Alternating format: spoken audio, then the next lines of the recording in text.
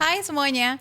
Menjadi seorang ibu itu bukan hanya dengan melahirkan atau mengandung aja sebelumnya, tapi biasanya seorang ibu juga dihadapkan dengan beragam pilihan yang justru memberatkan.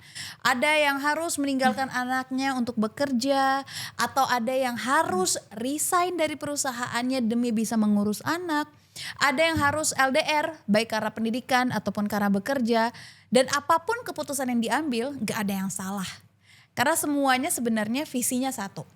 Ingin menciptakan kehidupan yang lebih baik lagi bagi sang buah hati. Nah, dengan segala perjuangan serta pengorbanan ini, seringkali juga akhirnya mama merasakan kehilangan jati diri. Karena ya itu dihadapkan oleh pilihan-pilihan yang berat. Nah, sekarang gimana nih caranya agar mama-mama yang setelah melahirkan bisa kembali menemukan jati dirinya lagi? Chef akan bahas di sini dengan tema Rediscovering Beauty with Brain After Motherhood bersama dengan Mama Nadira Nur Aini Afifah atau yang diakrab disapa Mama Nadira. Halo Mama Nadira. Halo Syaf. Apa kabar ya? Baik, kamu gimana? Sehat, alhamdulillah. Sebelum kita lanjut nih Mama Nadira, mungkin Mama Sosis ini juga ingin tahu profilnya dari Mama Nadira ya. Mama Nadira ini seorang dokter iya, influencer iya, konten kreator iya. Lalu lulusan Fakultas Kedokteran Universitas Indonesia, dan kalau aku pribadi ini taunya ketika Mama Nadira lulus dari Department of Global Health and Population Harvard T.H. Chan School of Public Health Amerika Serikat. Betul ya? Betul banget. Dan sosok mama dari anak perempuan cantik bernama Alina Kifa Aisyah yang sekarang udah usianya 3 tahun. Umur 3, benar. Gimana rasanya jadi mama dari anak usia 3 tahun? Rasanya challenging banget. Memang kan sekarang juga kesibukannya macam-macam kan. Kalau sebelumnya aku memang tadinya tuh ngejar karir banget full gitu. Tapi semenjak sekarang punya anak kan jadi sebagai seorang ibu, istri, terus tetap ngejar karir juga sebagai dokter. Dan umur 3 tahun anakku lagi challenging banget sih. Apa challenge terbesar ya di 3 tahun ini? Dia mulai punya kemauan sendiri. Jadi apa yang kita kasih tahu nggak selalu dia terima. Ada negosiasi, ada nolaknya. Jadi itu yang challenge buat orang tua juga, belajar gimana sih caranya supaya anak tuh bisa ngerti yang kita kasih tahu dan gak harus berantem terus tiap hari. Iya. Gitu sih. Apalagi biasanya anak 3 tahun tuh udah mulai nanya ya, mama ini kenapa, mama itu apa? Ya gak sih? Bener, jadi semua yang kita kasih tahu tuh di question lagi. Iya. Jadi itu sih tantangannya. Aduh itu dia, untung anakku masih 4 bulan, aku masih ada waktu 2 tahun ya. Bener. Selain kesibukan mengurus rumah tangga, gimana perkembangan di karirnya sebagai dokter? Iya, jadi kan kayak yang tadi Syaf udah bilang kan, memang aku kan awalnya dokter umum, terus aku ngambil S2 Public Health, sekarang aku lagi ambil spesialis gizi di UI. Gitu. Spesialis gizi di UI. Betul. Oke, nah ini kita masuk nih ke topik kita. Tadi kan saya sempat menyinggung juga tentang banyaknya para mama yang akhirnya lupa dengan dirinya dia sendiri. Bener. Gitu. Dan itu pun aku rasakan gitu. Iya, karena baru jadi mama juga ya. Baru 4 bulan, lalu perubahan fisik yang signifikan. Bener, setuju. Perubahan kebiasaan juga yang biasanya kita sangat mobile, tapi sekarang most of the time kita harus ada di rumah. Bener. Apa sih sebenarnya yang bisa kita lakukan untuk kita kembali memprioritaskan diri kita? Oke. Jadi menurut aku sih pertama kalau jadi ibu memang yang paling aku rasain tuh perubahan prioritas sih. Tadinya beneran mikirin diri sendiri aja, tiba-tiba sekarang ada prioritas baru harus mikirin anak juga. Yang penting sih menurut aku jangan sampai kita kehilangan value kita sebagai satu orang individu gitu. Terlepas kita ibu atau bukan, istri atau bukan. Jadi tetap cari kesibukan masing-masing, yang kita suka apa tetap dikerjain. Kalau ada any hobbies tetap dilakuin tanpa kita lupa tanggung jawab juga sebagai ibu dan istri gitu. Oke, jadi tapi- gak hilang tuh value-nya. Tapi Mama Nadira ngerasain hal itu gak sih? Dulu sih iya waktu awal-awal, mungkin kayak kamu nih masih baru anak umur 4 bulan gitu, masih kayak kehilangan jati diri sih. Karena kesibukan tiba-tiba beda, terus banyak hal yang harus dikorbanin gitu demi anak.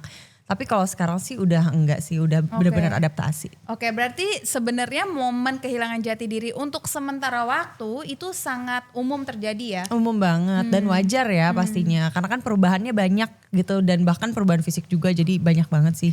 Kehilangan jati diri itu part of baby blues gak sih menurut kamu? Baby blues itu sih kayak diagnosis tersendiri sih ya. Harus ada benar-benar rasanya depresif, nggak mau ngurusin apa-apa lagi, setiap hari rasanya sedih gitu. mungkin kalau dibiarin akan leading to baby blues. Tapi kalau untuk kehilangan jati diri itu kayak hampir semua orang pasti mengalami sih waktu pertama jadi ibu. Oke, jadi sebenarnya kehilangan jati diri sama baby blues itu two different thing Two ya. different things, very different thing. Dan apa ya, problematik yang dialaminya juga berbeda gitu ya. Benar, Jadi benar. bukan artinya kehilangan jati diri baby blues, dan yang nggak kehilangan jati diri artinya ya harus bersyukur ya. Iya, ada sih ya yang kayak Ada gitu kan kayaknya ya? yang cepat adaptasi ya. Yang cepat adaptasi, nggak pakai nangis-nangis, nggak pakai drama gitu. Aku sih termasuk yang pakai nangis-nangis Aku juga ya. dong. Iya kan? Oke, nah kuncinya apa nih sampai akhirnya sekarang sudah bisa beradaptasi? Dan kalau untuk Mama Nadira ini membutuhkan waktu berapa lama kira-kira? Oke, kalau aku waktu itu aku cukup lama sih sebenarnya, sekitar 1 tahun pertama kayaknya. Soalnya terbiasa sama hidup yang biasanya pace-nya cepet, Iya. terus banyak hal yang dikejar, goal to do list. Terus tiba-tiba itu semua harus diredam dulu nih, let go. Pace-nya jadi lebih lambat Pace-nya ya. lama dan aku kayak benar-benar gak nyaman sama pace yang kayak gitu karena jadi banyak hal yang gak kekejar gitu. Itu 1 tahun pertama sih kalau untuk aku. Kalau untuk tipsnya mungkin pertama support system sih, harus banyak-banyak juga cerita ke ya paling dekat suami lah ya. Cerita kita ngalamin apa, terus ngerasanya kayak gimana sekarang supaya suami bisa bantu gitu. Mungkin dia jadi bisa nge-cover ngurus anak dulu kalau kita mau sambil cari kerja lagi atau balik ke tempat kerja lagi gitu. Sama yang kedua yang itu tadi sih, aku tetap ngelakuin hal-hal yang memang aku suka gitu. Walaupun aku udah jadi ibu, tetap aku misalnya mau les bahasa Korea aku tetap les, aku mau main flute tetap main flute gitu. Jadi aku nggak kehilangan Nadira yang dulu sebelum jadi ibu gitu, sambil tetap ngurus anak juga. Oke. Nah, apa nih yang Mama Nadira lakukan dan juga suami agar bisa beradaptasi setelah punya anak? Menurut aku mungkin kuncinya komunikasi dan teamwork ya antara aku dan suami gitu. Aku suka heran juga soalnya banyak banget yang sebenarnya bilang kalau misalnya bapak-bapak ikut involve ngurus anak tuh papa yang hebat banget gitu. Padahal kan sebenarnya untuk kita ngasuh anak yang memang butuh orang tua dua-duanya involve kan. Itu hal yang biasa. Dan emang kita butuh support system juga lah sebagai ibu. Ya salah satunya dengan suami yang memang siap siaga untuk bantuin kita gitu. Jadi menurutku kuncinya memang teamwork dengan suami. Terus harus saling compromise juga. Jadi kalau suami ngurus anak itu hal yang biasa. Dan kalau misalnya aku capek, suami juga terima untuk dia bantuin ngurus gitu. Di samping suami aku gak pernah kayak menekankan bahwa aku tuh harus gak boleh kerja atau kayak ngelupain hobi aku. Itu tuh semua tetap aku lakuin. Jadi semuanya dilakuin benar-benar kita bagi dua untuk ngurus anak. Jadi menurutku itu yang sangat penting sih untuk semua orang tua bisa terapkan juga. Iya, jadi sebenarnya nggak perlu amat meromantisasi para papa-papa yang sebenarnya involve di rumah tangga ya. Benar, Karena karena itu emang wajar. sebenarnya wajar dan emang seharusnya demikian Betul. ya kan. Nah ini happy-nya adalah Papa Pasha, bisa kita bilang Papa Pasha tuh peka banget berarti ya. Iya sih bisa dibilang. Terlepas dari mama yang request untuk minta tolong atau minta bantuan gitu. Ini Papa Pasha tuh sebenarnya inisiatif kah, nawarin sendiri kah, atau gimana biasanya?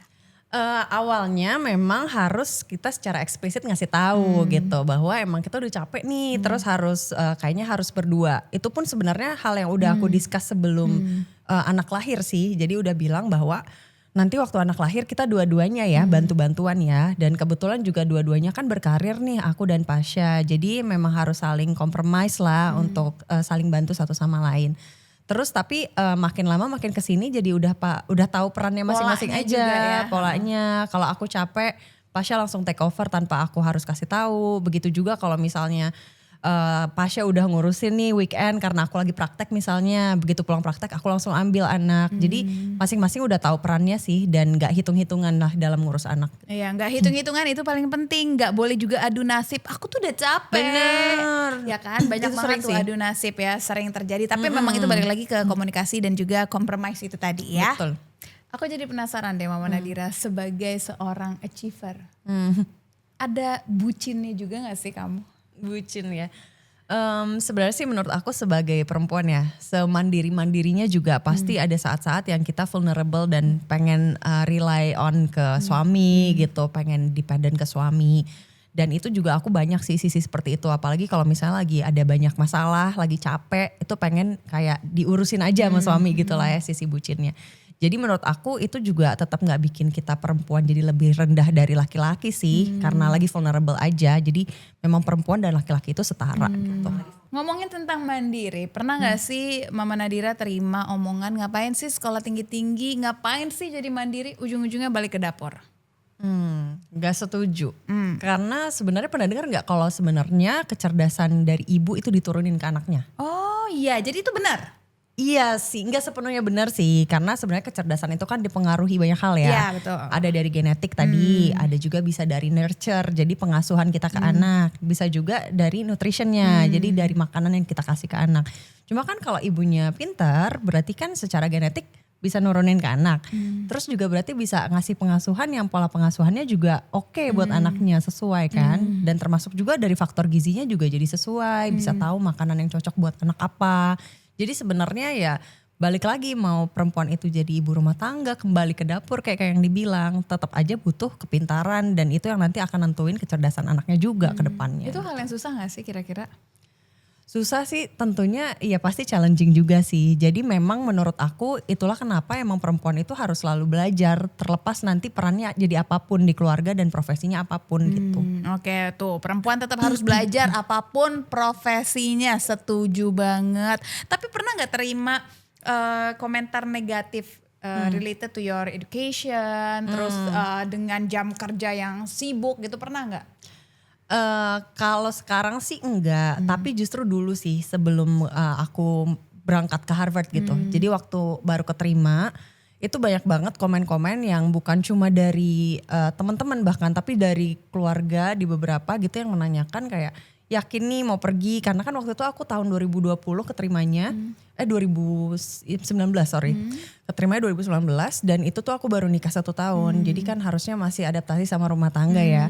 Tapi akhirnya kan memutuskan buat LDM, terus jadi banyak yang harus dikorbanin. Suami gimana emang nggak diurus, terus berarti emang nggak mau punya anak dulu gitu. Jadi banyak sih yang mempertanyakan itu. Tapi untungnya balik lagi ke memang dengan suami aku itu kita udah punya kesepakatan juga, udah bisa saling mengerti satu sama lain. Akhirnya ya semuanya bisa teratasi gitu. Jadi menurut aku sih komentar dari negatif dari orang gak usah terlalu didengerin. Oke, itu dari sisi kamu. Tapi dari sisi suami tuh ngomong apa ke kamu ketika kamu keterima di luar negeri, lalu mau melanjutkan ke sana? Pasti kan dari segi suami juga kayak pasti ada satu sisi kayak aduh ditinggal gitu kan. Apa yang dia sampaikan ke Mama Nadira pada saat itu? Waktu itu sih untungnya memang udah dari awal kan, udah dari sebelum nikah pun kita udah sama-sama tahu aku tuh nanti goalnya mau ke luar negeri, mau sekolah gitu, dan ada kemungkinan kita LDM. Jadi memang udah tahu konsekuensinya masing-masing. Jadi setelah kita jalanin sih nggak ada masalah sih, jadi masih bisa baik-baik aja. Karena memang sudah udah diobrolin dari sebelum menikah gitu. Betul. Ya. Oke. Mam, tapi gimana tanggapan kamu tentang para perempuan yang mungkin jadi lebih ragu-ragu untuk melanjutkan pendidikannya setelah menikah?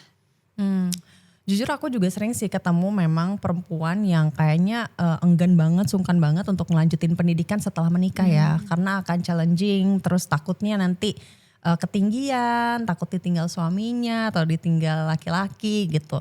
Menurutku itu miris banget sih, dan kayaknya gak perlu deh kita untuk ngerasa takut dengan value kita yang tinggi, nanti kita akan ditinggalin laki-laki gitu sebagai perempuan, karena ya laki-laki yang tepat dan setara pasti akan datang kok at the end gitu. Jadi kesimpulannya di sini bisa kita lihat ya para mama dan juga para papa di luar sana, kalau misalkan Mama Nadira dan suaminya ini sangat-sangat well prepare, baik sebelum menikah dan juga sebelum memiliki anak. Betul dong, semuanya sudah diobrolin.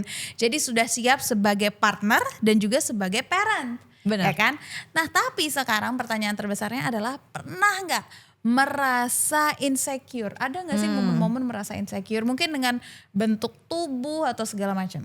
Pernah banget. Tapi tahu gak sih perempuan tuh memang lebih overthink dari laki-laki gitu secara nature-nya. Jadi udah overthink, terus habis itu kalau kita habis lahiran kan beda banget, Chef juga pasti tahu ya, dari perubahan fisik lah, terutama berat badan nambah, terus ada stretch mark, jam tidur juga berantakan. Jadi ya wajar banget kalau merasa insecure. Aku juga waktu itu merasa insecure karena memang ya banyak banget perubahan itu yang tadi, dan kadang ngerasa kayak gak cantik gitu, berubah. Tapi pas aku pikir-pikir juga stretch mark itu kan juga sesuatu yang sebenarnya emang gak bisa hilang. Yeah. Tapi bisa lah kita pudarin Ya, gitu itu pun ya. kalau kita konsisten, Itu kalau ya. konsisten. Jadi sebenarnya ya nggak usah dipikirin banget gitu, tinggal diusahain aja dan tinggal percaya diri aja sama bentuk tubuh yang sekarang. Iya, dan harus kita ingat-ingat stretch mark itu kayak hadiah juga dari Tuhan karena kita telah mengandung ya. Benar. Dan itu adalah sebuah proses mukjizat bisa dibilang kan, Iya. dan gak semua orang bisa loh. Ada yang harus berjuang untuk bisa mencapai titik itu. Nah, berarti pas hamil ada stretch marknya? Apa setelah melahirkan baru mulai kelihatan? Waktu hamil ada, tapi aku nggak terlalu notice. Waktu udah lahiran baru ada stretch mark dan itu wajar banget sih menurut aku. Oke, nah gimana caranya kamu mengatasi kulit kamu yang ada stretch mark nih? Oke. Mungkin yang pertama sih aku mengatasi insecure ke aku dulu gitu ya. Jadi aku mulai mikir bahwa sebenarnya yang insecure tuh cuma aku sendiri aja. Sebenarnya suami aku, keluarga aku semua nggak ada yang ngejudge loh dengan adanya perubahan fisik dan stretch mark itu gitu. Jadi dengan gitu lebih berpikir positif aja.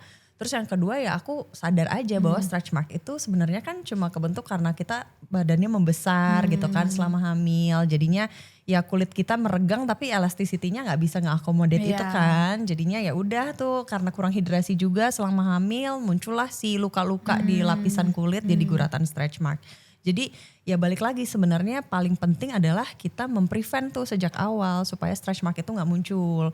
Penting banget nih buat bumil misalnya ngejaga hidrasi, jadi kulitnya nanti ngeregangnya bisa oke.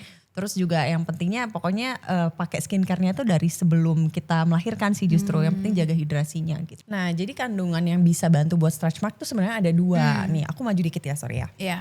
Jadi ini ada yang stretch mark yang krim. Jadi ini di dalamnya ada lipobel soy glycon kan. Jadi ini bantu untuk ngasih kolagen. Oke. Jadi ini tujuannya buat nge-prevent nih sebelum stretch marknya muncul. Nah, tapi kalau udah terlanjur stretch marknya muncul, berarti fokusnya udah bukan ke kolagen, tapi ke lebih regenerasi kulit baru, epitel-epitel jaringan baru. Nah, ini pakai yang serum ini. Jadi yang serum ini ada alpha bisabololnya. Di situ yang bantu regenerasi dari sel-sel kulit baru. Jadi nanti stretch marknya juga lama-lama bisa memudar.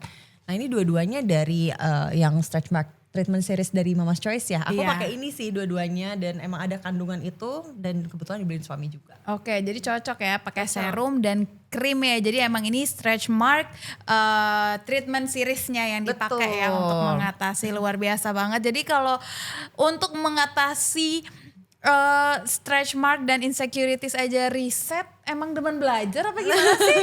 Kayak sampai kesini-sini aja semua riset gitu, dan suaminya juga cari tahu sendiri sesuportif itu gitu, dream couple ya. Amin. Amin. Oke, terakhir nih, aku mau Mama Nadira untuk kasih closing statement tentang apa yang bisa dilakukan oleh mama-mama di luar sana untuk bisa tetap rediscovering beauty after motherhood. Oke, jadi mungkin tadi juga ada banyak ya dari yang kita ngobrol-ngobrol. Pertama menurut aku jangan sampai kita kehilangan jati diri. Mungkin pada saat awal tuh wajar, tapi pokoknya as soon as possible harus cari lagi diri kita yang sebelum menjadi ibu. Jangan sampai kehilangan, kayak tetap punya value yang kita selalu punya. Dan jangan lupa juga untuk minta suami sebagai support system yang baik untuk bantu kita deh menemukan jati diri kita lagi gitu ya. Terus yang kedua menurut aku santai aja lah, kayak gak usah terlalu Take it worry. easy ya. Bener, gak usah terlalu worry kayak aku bisa gak ya balik lagi ke berat badan aku sebelum hamil misalnya. Atau stretch marknya bisa cepet hilang gak ya, atau aku tetap bisa balik kerja gak ya, gak usah terlalu worry lah. Jadi pokoknya setiap orang punya timeline-nya masing-masing. Ibu-ibu punya timeline masing-masing, nanti juga akan kembali lagi. Atau kayak paling gak ngenemuin ritme yang baru gitu lah ya. Terus yang terakhir mungkin ya tetap itu tadi sih, fokus on things that you can control. Kalau emang misalnya ada banyak hal yang di luar kontrol kita dan bikin kita worry sebegitunya, ya udah di let go aja gitu. Tetap fokus ke hal-hal yang bisa kita kontrol sekarang aja gitu. Nah itu dia mama-mama yang bisa kita pelajari ya. Jadi fokus on things that we can control. Kalau yang lain ya udah kita let go, karena udah terlalu banyak yang menjadi beban pikiran kita. Iya, Ya kan, betul. belum lagi anak nangis, GTM ketika MPASI, lari sana lari sini. Kalau kita masih berkutat dengan itu semua, ada juga kita yang stres sendiri nantinya. Bener banget. Oke, terima kasih Mama Nadira sudah Terima hadir kasih. di Mama's Choice Podcast. Dan oh iya nih, Mama's Choice ini sekarang ulang tahun yang kelima. Ucapannya Oh iya. dong. Oke, aku mau ucapin selamat ulang tahun yang kelima buat Mama's Choice. Terima kasih banget udah menemani perjalanan aku bersama dengan mama-mama lainnya. Makasih juga udah menginspirasi dan juga membuat kita berani nih untuk menjalani motherhood journey ini. Yeay, thank you Mama Thank Nadira you. udah mampir. Semoga kita bisa ketemu lagi di ngobrol-ngobrol berikutnya ya. Amin. Oke. Bye bye. Thank you for watching.